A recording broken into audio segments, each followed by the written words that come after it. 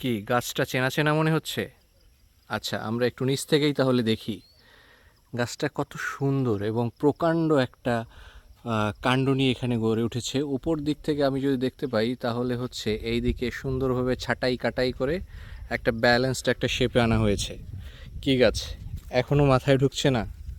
সকালবেলা ঘুম থেকে উঠেই যেটা আবদার করেন, দুইটি মুকুল একটি কুড়ি। চায়ের দেশ সিলেটে আপনাকে স্বাগতম। মাধবদী লেকের পাড় থেকে বলছি। সুন্দর একটা শাপলার বিলের পাশে মাধবদী লেক, আর তার ওপারেই রয়েছে দিগন্ত বিস্তৃত পাহাড়ের ওপরে চায়ের সারি সারি বাগান।